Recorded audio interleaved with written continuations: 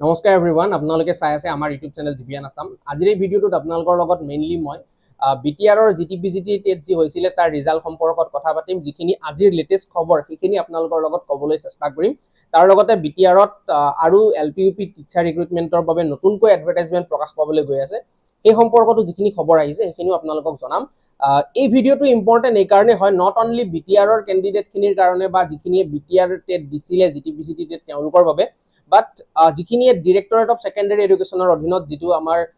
graduate post graduate teacher recruitment হৈছিলে তাৰ post graduate teacher ৰিক্ৰুটমেন্টৰ ৰিজাল্ট দিলে ডকুমেন্ট ভেৰিফিকেশন হৈ গল প্ৰসেসটো অনগোইং অৱস্থাত আছে গ্ৰেজুৱেট টিচাৰ ৰিজাল্ট প্ৰকাশ পোৱা নাই তো সেই এই জিটিপিজিটি টেট যি দিছিলে তো তেওঁলোকৰ বাবে ইম্পৰ্টেন্ট হ'ব যিসকলে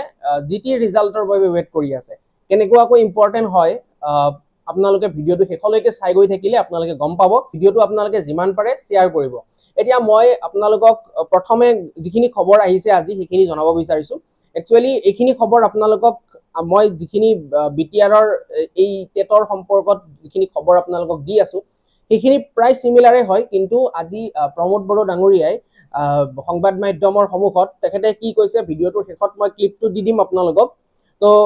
তেখেতে সংবাদ মাধ্যমৰ সন্মুখত বিটিআৰৰ জিটিপিজিটি টেটৰ ৰিজাল্ট সম্পৰ্কত জনাইছে তেখেতে জনোৱা মতে আজি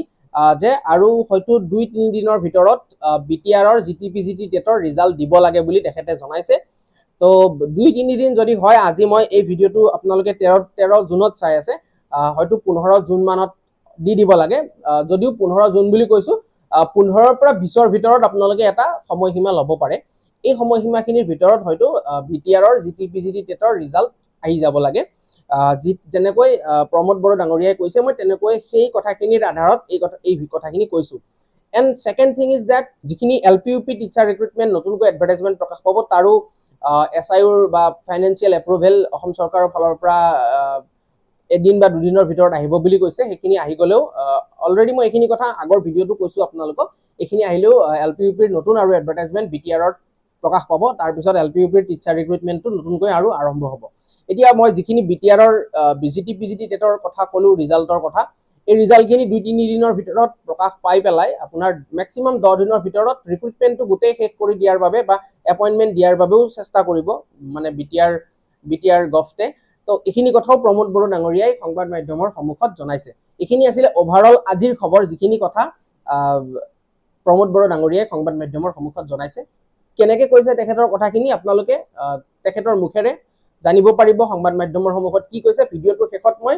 তেখেতৰ বাইটটো লগাই দিম এতিয়া কথাটো হ'ল যে আমাৰ যেটো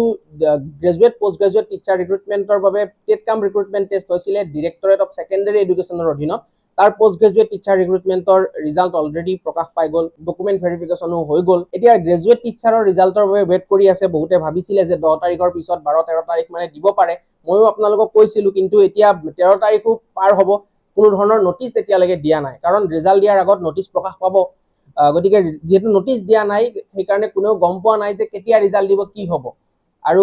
এতিয়া পিজিটিৰ আকৌ সেকেন্ড লিষ্ট প্ৰকাশ পাবনে নাপাব তাৰ সেই সম্পৰ্কটো বহুতে কথা সুধি আছে বহুখিনি কথা কিন্তু ইয়াত এটা ইম্পৰ্টেন্ট কথা আহিছে যদি আপোনাৰ বিটিআৰৰ ৰিজাল্ট আগতে দিয়ে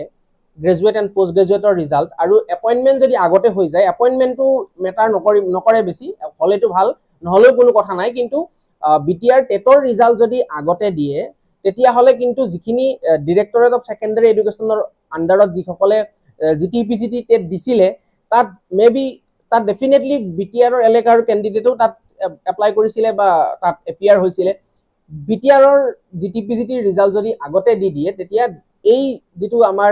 ডিএসসিৰ অধীনত জিটিপিজিটি টেট হৈছিল তাত যিসকলে এপ্লাই কৰিছিলে তাত যদি পাই যায় বিটিআৰ টেটত যদি পাই যায় তেতিয়া হলে ইয়াৰ পৰা তেওঁলোকে ডেফিনেটলি তাত প্ৰিফাৰ কৰিব যেহেতু ঘৰৰ ওচৰতেই হ'ব গতিকে এই ক্যান্ডিডেটখিনি ডিএসসিৰ জিটিপিজিটি টেটৰ পৰা বিটিআৰ জিটিপিজিটি টেট বা তাৰ এপইন্টমেন্টলৈকে গুছি যাব তেতিয়া গুছি গলে কি হ'ব ইয়াত আৰু পোষ্ট আপোনাৰ বহুখিনি উলাই মানে ভেকেন্ট হৈ থাকিলে আৰু আপোনাৰ কাট অফ কমাৰ বহুত বেছি চান্স আছে গতিকে মই এই ভিডিঅ'টোৰ জৰিয়তে আপোনালোকক এটোৱে ক'ব বিচাৰিছো বা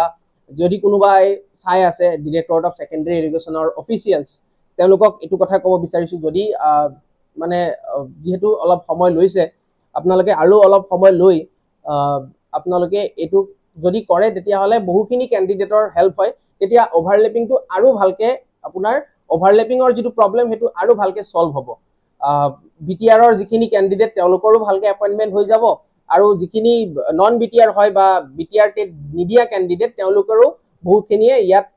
চান্স পাই যাব গতিকে এই কথাখিনি আপোনালোকক এই ভিডিঅ'টোৰ জৰিয়তে ক'লো এতিয়া বহুতে ৰিজাল্টৰ বাবে ৱেইট কৰি আছে জিটিপিজিটিৰ ৰিজাল্ট পোষ্ট গ্ৰেজুৱেটৰ ৰিজাল্ট ওলাই গ'ল গ্ৰেজুৱেট টিচাৰ ৰিজাল্টৰ বাবে ৱেইট কৰি আছে বহুতে সোধে মানে মেছেজ সদায় দি আছে কিন্তু অলপটো ৱেইট কৰিব লাগিব উপায় নাই এতিয়া পোষ্ট গ্ৰেজুৱেট টিচাৰৰ ভেৰিফিকেশ্যন হৈ গ'ল সেকেন্ড লিষ্ট ওলাব নোলাব এই কথাখিনিও চলি আছে আৰু আজিৰ যিখিনি খবৰ এই খবৰখিনিৰ পৰা মই যিখিনি কথা ক'লো সেইখিনি হয় নে নহয় বা মোৰ কথাখিনি আপোনালোকে এগ্ৰি কৰিছে নে নাই কৰা সেইখিনি আপোনালোকে কমেন্ট কৰি জনাব বা আপোনালোকৰ যদি কিবা পইণ্ট থাকে সেইখিনি আপোনালোকে কমেন্ট বক্সত কমেন্ট কৰি জনাব পাৰে মেইনলি আজিৰ এই ভিডিঅ'টোত এইখিনি কথা ক'বলৈ চেষ্টা কৰিলো এতিয়া প্ৰমোদ বড়ো ডাঙৰীয়াই সংবাদ মাধ্যমৰ সন্মুখত কি কৈছে সেইখিনি আপোনালোকে এবাৰ শুনি লওক পিজিটি আৰু জিটি টেটটো একদম 2-3 দিনৰ ভিতৰত হ'ব আৰু এপইণ্টমেণ্টটো আমি মেক্সিমাম 10 দিনৰ ভিতৰত দিয়াৰ কাৰণে চিন্তা কৰিছোঁ আৰু যিটো এলিমেণ্টাৰী আছে ইয়াৰ SIU-টো আজি বা কালি এই 2 দিনমানত আহি যাব অহাৰ লগে লগে আমি এলিমেণ্টাৰী টেটৰ এপইণ্টমেণ্টটো উইদিন শ্বৰ্ট টাইম আৰম্ভ কৰিম অহাকালি প্ৰায়